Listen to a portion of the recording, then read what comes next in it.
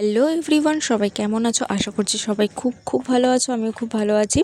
তো চতুর্দশী তো ছেড়ে গেছে, এবার মহেশ্বরকে পারণ দিতে হবে। তা পারণে আমি কি ভোগ দিয়েছিলাম মহেশ্বরকে, চলো ছোট্ট করে সেটাই তোমাদের সাথে শেয়ার করি।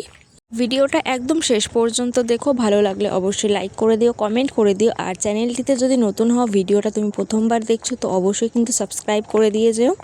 আর কারা কারা শিবরাত্রি করলে, মহেশ্বরের পুজো করলে, শিবরাত্রি করেছো এরকম সবাই একটুখানি কমেন্টে জানিও যে করেছো কিনা।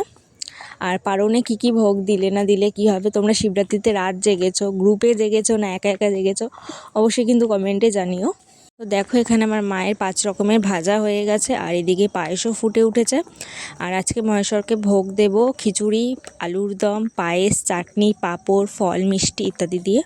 অন্যদিকে মশলা বাটতে বাটতে আমি এখানে চাটনির সরঞ্জাম সব রেডি করে নিচ্ছি। তো দেখো, এখানে আমসত্ত্বগুলো সুন্দর করে কেটে নেব। শুধুমাত্র আমসত্ত্ব না, আমসত্ত্বর সাথে আরও অনেক কিছু আছে। তো দেখো, এখানে আমার সব চাটনির জিনিসপত্র গোছানো হয়ে গেছে, খেজুর, আমসত্ত্ব সব কাটা হয়ে গেছে। এবার মা মশলাটা বেটে নিচ্ছে, লঙ্কাটা বেটে নিচ্ছে। আর এই দেখো, এখানে খিচুড়ির জন্য সব ভাজাভুজি তৈরি হচ্ছে। আর এটা হচ্ছে আলুর দমের জন্য আলুটা, সেটা ভেজে নিয়েছিল। তো কারোর যদি রেসিপি ভিডিও লাগে অবশ্যই আমাকে কমেন্টে জানিও, আমি তোমাদের জন্য রেসিপি ভিডিও শেয়ার করে দেবো। দেখো, দেখতে দেখতে আমার আলুর দমও প্রায় তৈরি, আর তার মাঝে আমার পায়েসটাও হয়ে গেছিলো। অনেক খোঁচাখুচি করে খুলতে পারিনি ঢাকনাটা, তাই তোমাদের দেখাতে পারলাম না, নাহলে অবশ্যই দেখাতাম। আর এর ফাঁকে বোনও এদিকে সব ঠাকুর ঘরের সব জিনিসপত্র গুছিয়ে নিচ্ছিল। আর ওদিকে বোনের গোছাতে গোছাতে তো ভোগ তৈরি হয়ে যাচ্ছে, দেখতেই পাচ্ছ তোমার। এখানে খিচুড়ি আর চাটনি চলছে।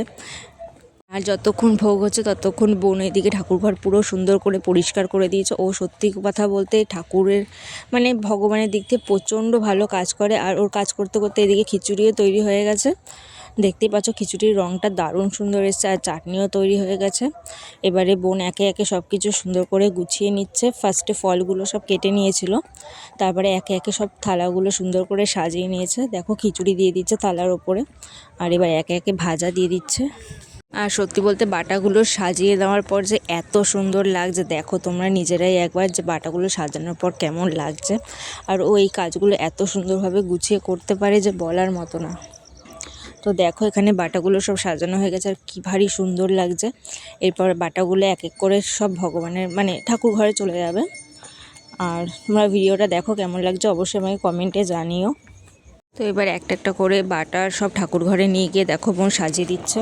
আর সাজিয়ে দেওয়ার পর এত সুন্দর লাগছিল না, দেখো তোমরা একবার নিজেরাই নিজের চোখে দেখে নাও। তো দেখো কত সুন্দর লাগছে। এবার বোন একে একে গ্লাস সব কিছু দিয়ে দিচ্ছে ঠাকুরের সামনে। আর এবার তুলসী পাতা দিয়ে নিবেদন করছে, আর মহেশ্বরকে এবং মাকে ফুল দিয়ে নিবেদন করা হবে। তো দেখো, বোন একে একে সব কাজগুলো কত সুন্দর করে দিচ্ছে। এবারে আরতি করছে বোন। সব আরতি সম্পূর্ণ করে আমাদের পুজো সম্পূর্ণ হয়েছে। এইভাবে আমরা মহেশ্বরকে পারণ দিয়েছিলাম। তোমরা কিভাবে দিয়েছো অবশ্যই আমাকে কমেন্টে জানিও। এবার ভোগ দর্শন করো, কারণ কিনা ভোগ দর্শনে দুর্ভোগ কাটে। আর হর হর মহাদেব, সকলে অনেক ভালো থেকো। আর সবাইকে অনেক ভালো রেখো। হর হর মহাদেব, নিজের খেয়াল রেখো। টাটা, দেখা হচ্ছে নেক্সট কোনো ভিডিওতে।